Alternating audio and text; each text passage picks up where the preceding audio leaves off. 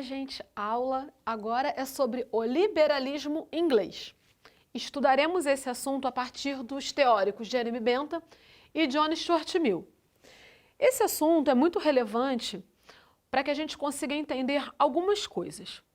O liberalismo é um modo de viver o capitalismo. Capitalismo é a sociedade de mercado. É a sociedade orientada pelo princípio da troca, do lucro, da relação entre proprietários dos meios de produção e não proprietários dos meios de produção. Então, é uma relação sustentada pela lógica do lucro, da produção destinada ao mercado, com o objetivo de produzir lucro para os proprietários das empresas. Agora, o liberalismo, a partir da sua origem teórica lá com John Locke no Iluminismo, na Revolução Francesa, tem como premissas a propriedade privada e a liberdade individual. Então, o liberalismo defende também, é uma proposta que tem também a defesa do Estado mínimo. Então, vamos lá. Liberdade individual, propriedade privada, Estado mínimo. Isso pode definir o pensamento liberal. Agora, vem comigo. Qual é o mínimo que você acha que o Estado deve fazer para que as pessoas sejam capazes de viverem na sociedade capitalista? Como assim? Eu tenho que viver com a ajuda do Estado? De acordo com o pensamento liberal, o Estado mínimo deve garantir as condições para que você consiga, viver na sociedade capitalista. Como isso acontece? Quando você vai procurar um emprego, você precisa ter as qualidades necessárias para conquistar o emprego. Mas outras pessoas também podem ter essas qualidades necessárias. Então, você vai participar de um processo de competição a partir dessas qualidades que você, de repente, já tem e outras pessoas também podem ter. E quem consegue a vaga é a pessoa que melhor desenvolve essas qualidades. Então, a ideia de mérito está relacionada à capacidade individual de cada um. Até aí, beleza, muito fácil. Agora, vem comigo. A meritocracia existe a partir da perspectiva de que algumas pessoas conseguem determinados lugares na sociedade, ocupar determinados lugares da sociedade por mérito, porque merecem devido a um processo de competição onde existia um grupo de pessoas concorrendo para a mesma vaga, tá?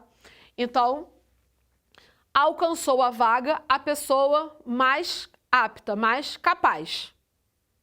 Até aí está tudo ótimo, problema nenhum na sociedade capitalista orientada pelo princípio liberal. Agora vamos trazer esse princípio para a realidade brasileira.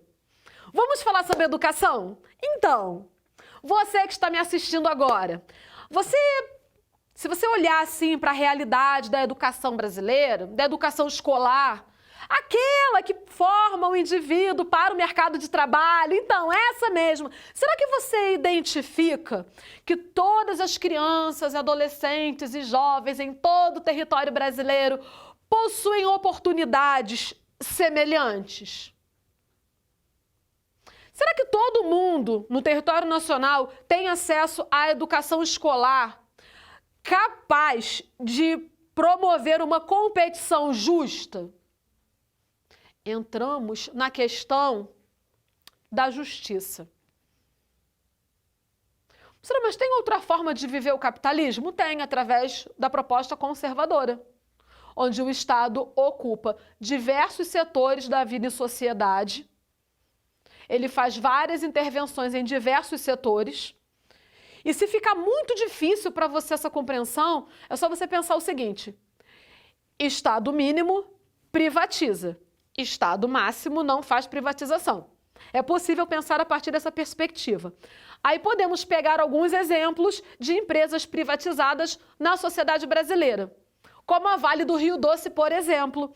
Podemos pegar como exemplo também a privatização do setor de energia. E aí a gente começa a pensar o seguinte: poxa, mas se houve a privatização, o Estado vendeu aquela empresa, que ele agora é um Estado mínimo, o Estado não tem responsabilidade, ele não tem culpa de uma má administração. Tem ou não tem? Será que o Estado deveria fiscalizar uma empresa privatizada? Isso deveria estar no contrato de privatização para que esse Estado mínimo consiga garantir o mínimo que a população precisa, como energia elétrica, por exemplo? O que vocês acham? Vocês acham que o Estado privatizando o transporte? Será que transporte é uma coisa essencial para o ser humano? O brasileiro precisa de transporte? É uma coisa indispensável? Então, o Estado mínimo, ele deve garantir o que é indispensável para o indivíduo na vida em sociedade, para que ele consiga se desenvolver. Quando eu falo em desenvolvimento, eu estou falando de desenvolvimento teórico mesmo, para que ele consiga competir. Porque somente com esse entendimento você consegue entender a proposta do Bentham e do Stuart Mill.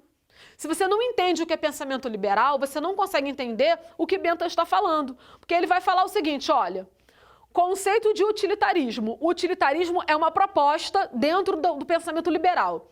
A natureza humana tende a buscar a maximização do prazer e minimização da dor. Até mole. Todo mundo quer sentir prazer e ninguém quer sentir dor. Isso é fácil. O princípio ético deve estar em convergência com a natureza humana. Então, a ética deve estar em convergência, deve caminhar lado a lado com a maximização do prazer. Até aí também, molinho. Aqui vem um problema. Poder político, ato justo, é o que leva em conta a maximização do prazer de todos que serão afetados pelo ato político, elaborado e analisado a partir de um cálculo matemático. Aqui está o problema. Então vamos lá. Sou eu governadora, né? Exemplificando, e eu acho que é razoável realizar operações em comunidades, em áreas carentes, para combater o tráfico de entorpecentes ilícitos. Quando eu faço essa escolha, eu tenho que pensar o seguinte, a minha escolha é justa? A minha escolha está levando em conta a maximização do prazer de todos que serão afetados por esse ato político? Porque quem vai ser afetado diretamente pela operação policial não é a pessoa que mora no asfalto, que mora fora da comunidade, é a pessoa que mora lá dentro. Será que vai ser muito prazeroso para essa pessoa um confronto armado? Agora, o Bentham pensa isso através de um cálculo matemático. E aí a gente fica refletindo sobre a questão da justiça a partir da matemática. Só que não é só a gente que fica pensando. O John Stuart Mill, ele vai falar o seguinte, olha, o princípio utilitarista deve considerar os aspectos morais. Lembra que moral é norma não escrita? Tá? Normas morais são regras não escritas, normas jurídicas, regras escritas. Então, os aspectos não escritos da sociedade, a cultura da sociedade, ela deve ser considerada para que uma política, um ato político seja justo. Então, a cultura deve ser levada em consideração. Tá? Aí o Aristóteles, lá na Antiguidade, já tinha pensado sobre a questão do hábito. O modo como as pessoas percebem a realidade deve estar relacionado à questão da ética. Então, o grande barato dessa aula é o seguinte, as normas morais, elas são construídas a partir da infância. Tudo é construído a partir da infância. Então, quando você realiza, como governador, por exemplo, uma política, quando você promove uma política de confronto dentro de uma comunidade, e toda vez que você envia a polícia lá para dar tiro nos traficantes, qual é a imagem que essas crianças aqui vão ter da polícia militar? A pior possível. Nossa, quando eles não vêm aqui, eu consigo ir para a escola, eu consigo brincar, eu consigo levar uma vida normal. Quando a polícia vem aqui, gente, eu levo tiro, morre meu amigo, não sei. Então, assim, e aí a gente começa a pensar, como nós educamos as nossas crianças pelo princípio da violência? Ah, mas essa professora aí, ó, já está defendendo o bandido. Não. Eu estou promovendo a reflexão sobre o porquê que o serviço de inteligência não pode ser considerado melhor ou pelo menos uma alternativa a uma política de guerra às drogas que se converte numa guerra aos pobres, que produz indivíduos que desde a infância crescem com essa mentalidade moral orientada pelo princípio da violência. Quando o poder político considera um ato justo naturalizar a violência a partir da realização de operações policiais, desconsiderando as profundas e históricas desigualdades que existem em nossa história, eu pergunto para você que está assistindo essa aula, como fica a questão da justiça no Brasil? Nós podemos aprofundar mais essa discussão, podemos falar mais sobre isso. Podemos pensar o seguinte, essa professora aí não entende que o poder judiciário brasileiro é imparcial. É? Podemos então fazer uma análise histórica de como se constrói o poder judiciário, poder legislativo, poder executivo na história do Brasil. Podemos inclusive citar mais autores que não estão aqui. Vera Malaguti Batista, Luiz Mir, Alba Zaluar, Marcos Alvito. Podemos citar Michel Miss e tantos outros teóricos que pensaram a questão da segurança pública em relação ao Estado brasileiro.